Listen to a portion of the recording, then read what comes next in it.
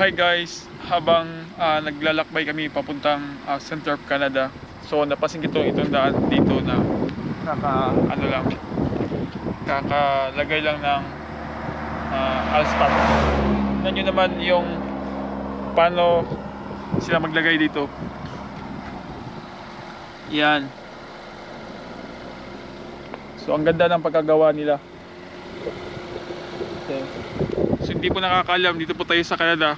So ganito po sila maglagay ng asphalt. So yun lang guys, na napahinto lang tayo para makita sa inyo kung gano'ng kaganda yung asphalt nila dito. Yan, may lumadaan pa. So ito yung paligid. So tara, balik na tayo sa sasakyan.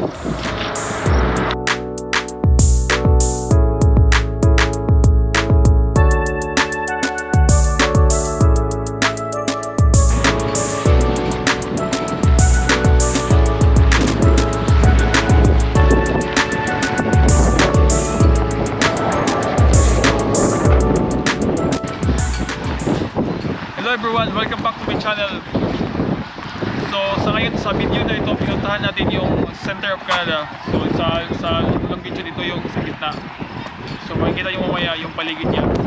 Napansin natin dito guys na meron din pala ditong charging point ng electric car. So yung mga nagbibiyahe na papunta dito na naka-electric car, so pwede sila ditong mag-charge. Kasi malapit bayan, so naka-card din siya. So yun, maganda dito.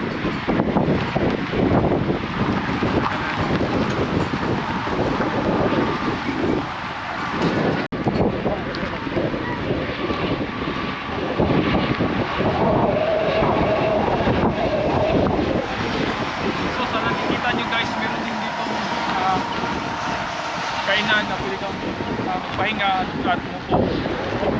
Naglagay din sila ng ganitong shed.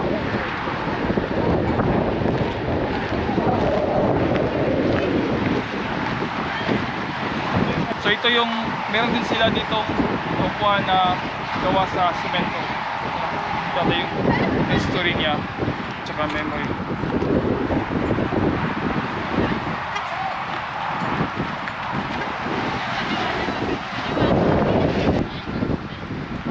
Iwan ko lang kung ano to, pero ganoon silang pwede kang ilagay dito ng sulat.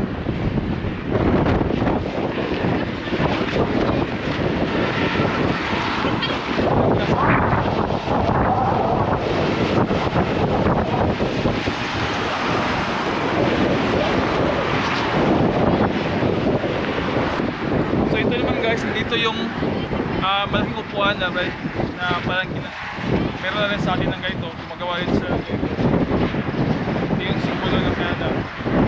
So pwede kang itong makiat at magpa-picture.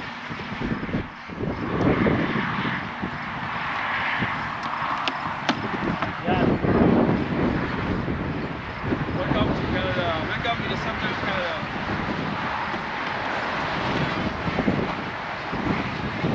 Dito naman sa likuran ko, ito talaga yung center ng Canada. So may nilagay sila na sa malaking signboard at may logo ng Canada. Ito nilagay center ng Canada.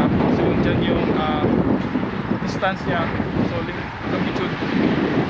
So lapitan natin.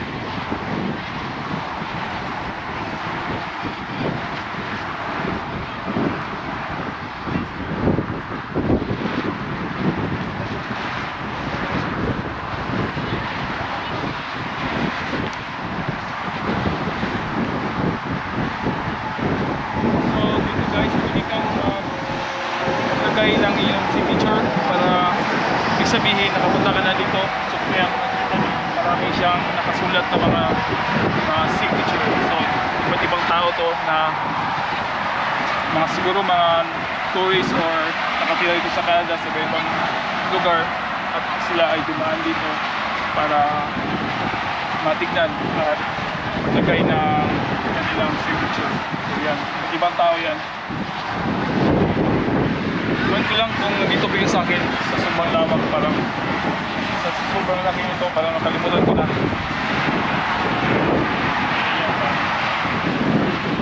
So yan guys, ito yung paligid niya. So ito ay nasa harap lang ng yung laking highway ng Canada. yung dyan, ito yung highway dyan. Ito yung highway 1 na isang malaking highway na konektado.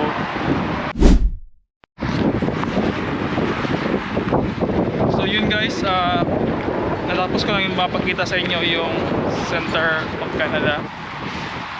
So ngayon, pauwi na tayo. So ito yung ano niya. Ito yung iconic na parang house, maliit na bahay na kada yung red tsaka white yung flag nila. Okay, ito yung paligid. So sa mga nagbabalak na magpumunta dito, so dito yung ano nila, ito yung parking spot. So dyan, pwede kayong mag-park dyan. Meron din silang ano doon, meron din silang portable washroom. Yan, so ito yung paligid yan. Kaya matingang araw ngayon. So yun lang sa ngayon guys, salamat sa panonood and thank you for watching. Subscribe for more videos.